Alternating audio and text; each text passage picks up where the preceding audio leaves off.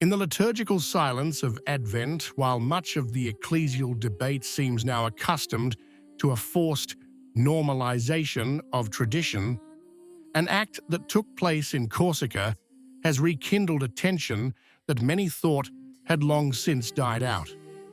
On December 20th, in the Cathedral of Santa Maria, in Bastia, Cardinal François-Xavier Bustillo, Bishop of Ajaccio, administered the sacrament of confirmation according to the traditional Roman pontifical to 32 faithful attached to the ancient liturgy. A real documented public fact, and precisely for this reason, impossible to ignore. It was not a private celebration, nor a marginal event confined to a side chapel or in a peripheral context. The rite took place in the cathedral, the symbolic heart of the diocese, preceded by First Vespers of the fourth Sunday of Advent. A solemn, official, unmistakable setting. And it is precisely this official nature that makes the event so significant. Since the motu proprio Traditionis Custodes restrictively redefined the use of pre-Reformation liturgical books, the celebration of the sacraments according to the traditional rites has become not only rare, but often discouraged. Not absolutely forbidden, but subject to permits, conditions, and geographic and pastoral limitations. In this climate, any gesture that deviates from the prevailing practice inevitably takes on symbolic value. The key point, underlined by many observers, is precisely this: no formal violation of the law, but an act that falls outside the pastoral line currently promoted. The Cardinal didn't delegate, he didn't tolerate, he didn't turn a blind eye. He celebrated personally, and he did so according to a rite that in recent years has often been described as a problematic legacy of the past, if not even a factor of division. Present at the celebration were well-known figures in the field of tradition, including the provincial, for France, of the priestly fraternity of St. Peter, an organization fully in communion with Rome, and canonically recognized but long regarded with suspicion in various ecclesial circles. This detail also helps explain why the episode provoked immediate reactions in European traditionalist circles. For many faithful attached to the ancient liturgy, Bastia's gesture was not perceived as a simple pastoral concession, but as a signal, not a manifesto, not a public declaration, but a concrete act. In an ecclesial context, where words are often calibrated, refined, and neutralized, it is the liturgical action that speaks, and the liturgy, throughout the history of the Church, has never been neutral. Cardinal Bustillo is not a marginal figure. Created cardinal in 2023, a Franciscan, bishop of a diocese with a strong popular Catholic identity, he represents anything but a peripheral figure. Precisely for this reason, his choice was interpreted by many as going against the grain, not because it was openly oppositional, but because it was dissonant with the prevailing direction. One key point needs to be clarified. The Cardinal has made no public statements against the motu proprio or the current liturgical discipline. No polemical interviews, no doctrinal interventions, and it is precisely this silence that makes the gesture even more charged with meaning. In an age where everything is communicated, explained, justified, the absence of commentary amplifies the weight of the act.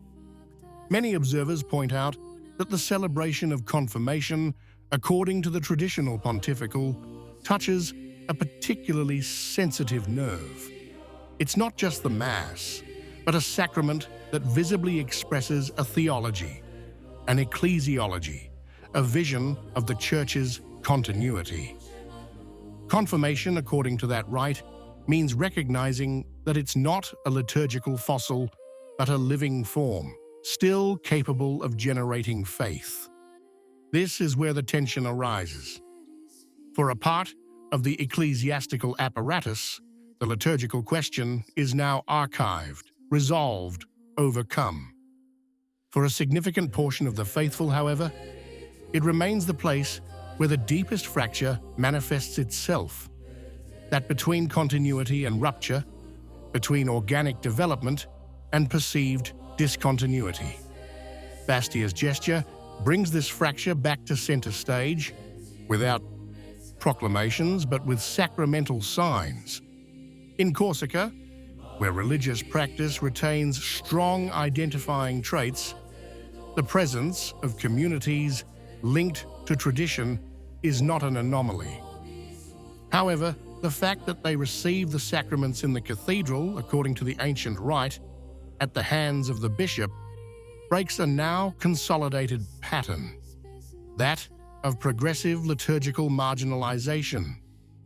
For this reason, in various Catholic circles, there is open talk of a countercurrent gesture, not in the sense of rebellion, but of silent resistance to the reduction of tradition to a pastoral problem, a resistance that comes not through documents or appeals, but through the celebrated liturgy. The Bastillo case shows that the liturgical question is far from over.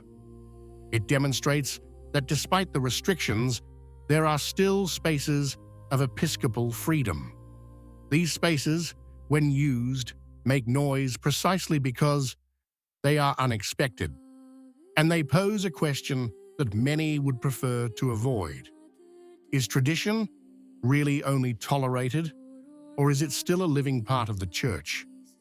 In an age when everything is reduced to processes, synodality, and adaptations, an ancient liturgical gesture celebrated in the cathedral appears almost anachronistic. Yet, it is precisely this anachronism that speaks, not as nostalgia, but as embodied memory. A memory that, as long as it is celebrated, cannot be erased.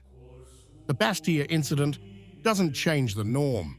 It doesn't automatically open up new spaces, but it does undermine a narrative that the era of traditional liturgy is definitively over. Until a cardinal, without fanfare, confirms the faithful according to the ancient rite, that narrative remains incomplete. And this is why the episode continues to spark discussion, not because of what was said, but because of what was done, not because of a controversy, but because of a sacrament. In a church where words often divide, the liturgy once again proves to be the true battleground. If this outreach effort is helpful to you, it's only right to tell you openly that we've been experiencing some difficulties lately.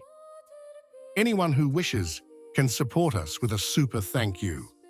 It's a voluntary gesture which simply helps us continue. What do you think? If you liked the video, comment, Amen. God bless you.